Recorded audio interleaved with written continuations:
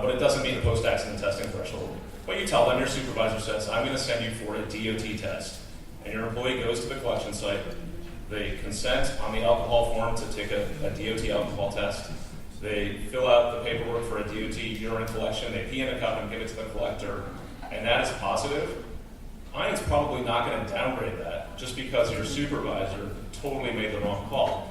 This person, if that's a positive test, they violated the FTA regulation. It doesn't matter how you found out about it. Downgrades happen when you do a DOT test for someone who wasn't a covered employee. You know.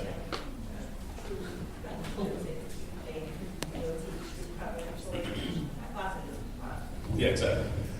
Now, in that case, an arbitrator may overturn the company policy concerning, let's say, termination, correct? They would overturn the consequence. They cannot overturn the Yeah. Also, the lady, I would not send an ION an email. No, I'd take that damn one you have and just let it shine like this. FTA sign something. Just don't send her an email. Man. You got to get your ass. I know how this crap works. Okay, I kind of like an easy question. So now we have we have three regulations. We have FMCSA, FTA, and pipeline. FTA and FMCSA, we have about a little over 400 employees in each of those pools. Pipeline, we have 6. We have combined pipeline and CDL together, but now with pipeline going up to 50%, what would you suggest? Keep it there, or? You have 6 pipeline people? Yeah, Oh that's hell! it. Oh hell no! They're out in their own pool. Their own pool. Because you're talking about what? You down to 3 tests for them, Yeah. and the rest of them you're going to do 100 instead of 200. It's a money savings thing there, and that way you don't get lost in translation because you still have to do alcohol testing for the FTA and motor carriers. So I'd break that thing up right now and just keep it that way. So it's fine that we do it right now? Do it anytime you feel like it. Okay. Call back home, tell it right now. So, Okay. Exactly, pipeline is just subject to alcohol testing. So my question kind of piggybacks on that a little bit. I had reached out to Jennifer Lancaster when you were out one, and I received some guidance back, and I think Mark even weighed in on it a little bit. We're a TPA, and we have a lot of our utility contractors who are pipeline regulated and federal motor carrier regulated. With the change going over, with pipeline raising it to the 50%, I just wanted some guidance about the alcohol testing, and I know Patrice alluded to that earlier as well. My question is, on the FMCSA side, are you planning to clarify 32305N on random testing? Because it does say in there, subject to the controlled testing, controlled substance and or alcohol of the mode that regulates more than 50%. So that it's not clearly stated that unless they don't do alcohol, you still have to do alcohol if you put them in a pipeline pool.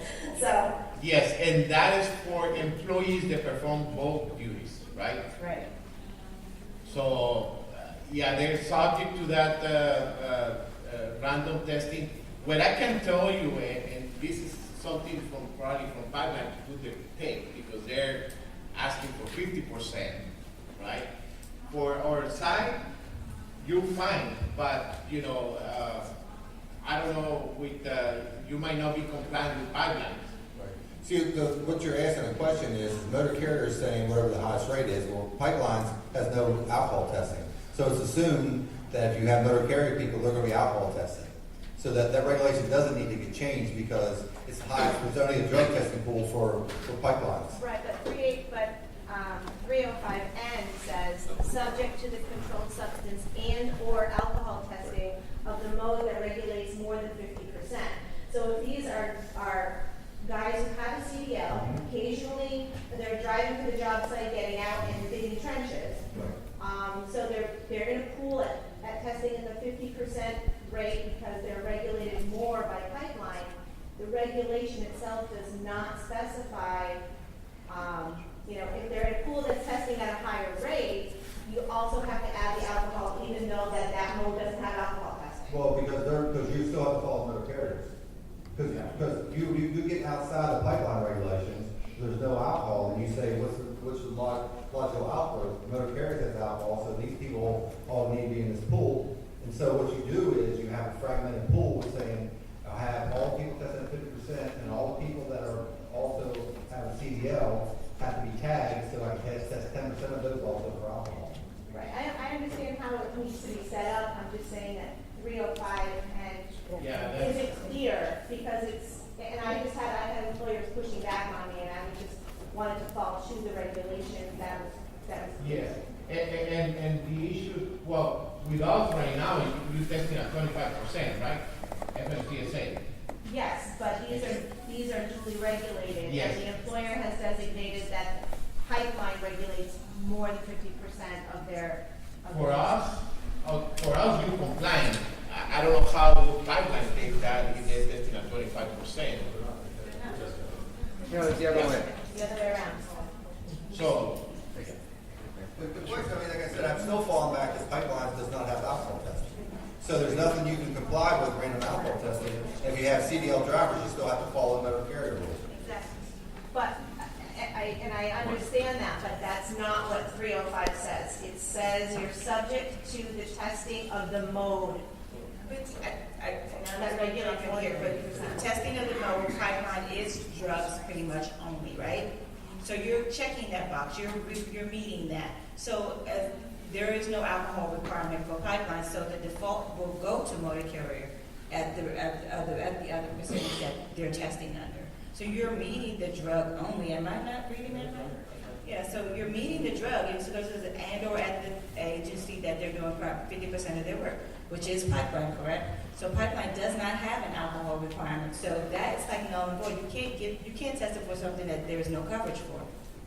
So then you would default go to motor carrier in that respect. They would pick up the remainder of that. applying the 50% of the duties, applying the 50%. Pipeline just does not have alcohol. No, but I'm saying the drop.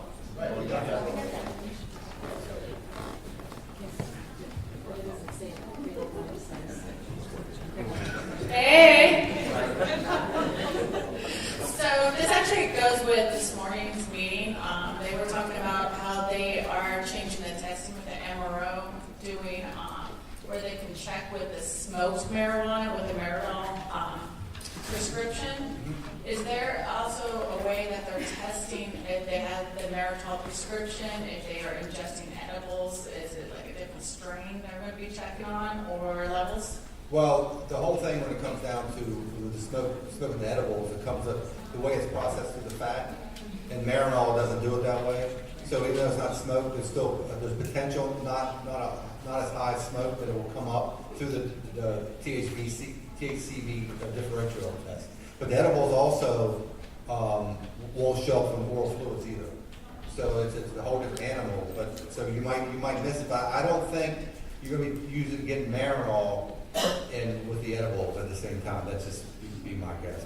But it could. I mean, if it's an issue, and you get down the line, find out a test. I don't know, but.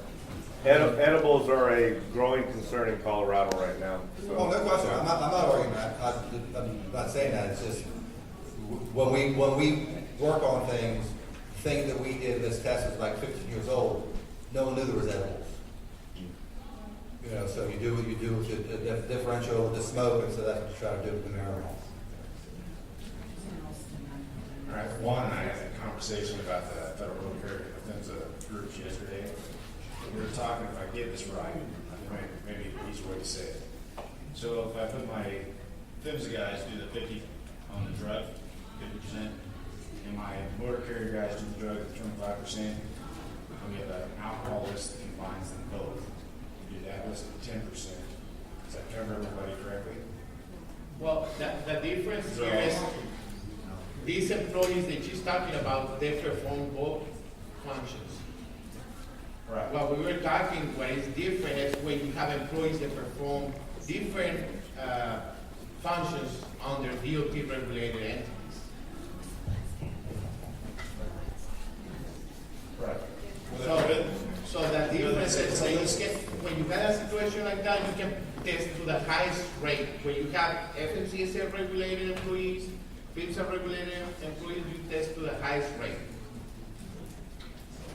They're thrown on the same list. If they're- Well, you can have for controlled substances, but FMCSA doesn't test for alcohol, so you have to exclude those from the alcohol selection.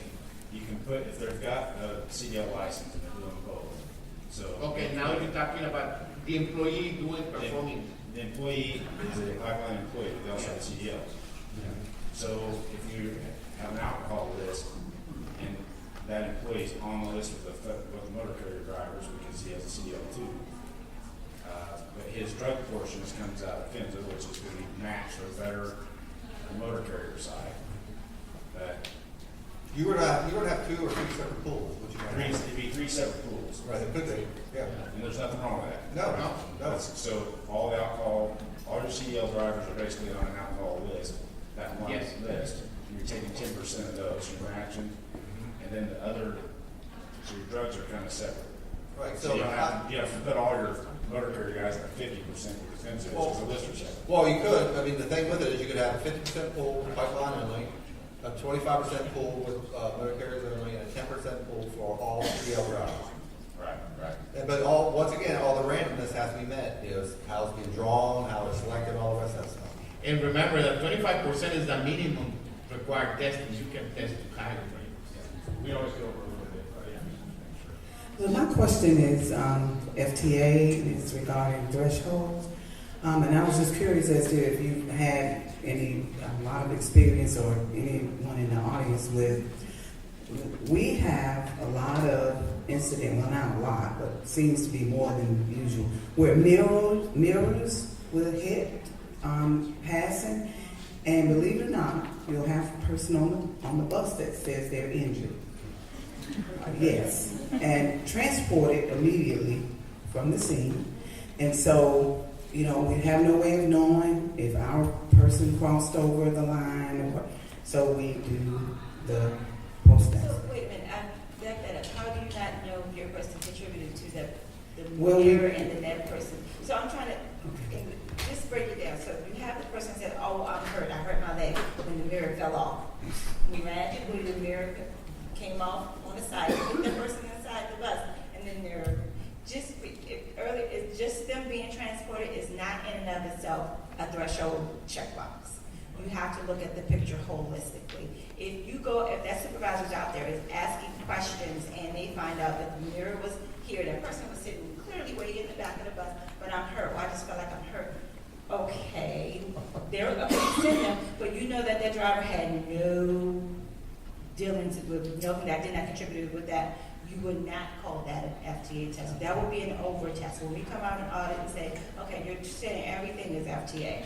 At this point, one of the things we would recommend is you need to fill that gap with your policy and saying, how would you guys do that? And then some refresher training for your supervisors that are making these determinations, because if you're, and some things are clear, some things aren't clear. But if you have a perfect scenario that's like front of the bus, this, and the person's way in the back, okay. Unless it was so jarring that person, but these are all factors you need to take into consideration.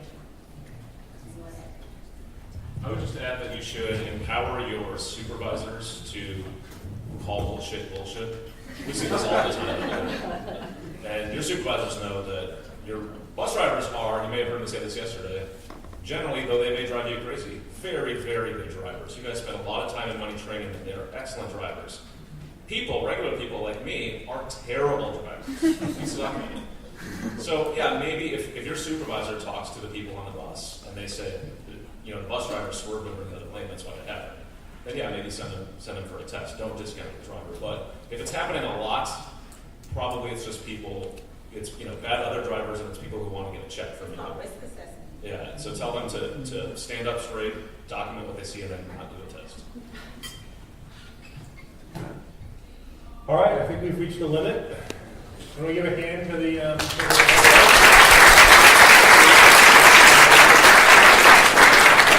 We'll still be here for a couple of minutes if anyone still has a question, and we'll see you all tonight on the hotel-sponsored social. Now, they did cover tons of information during that session. That might be one of those where you might have to go back and listen to it a couple of times to get all of the information that was covered. You have 4 experts there that are able to answer questions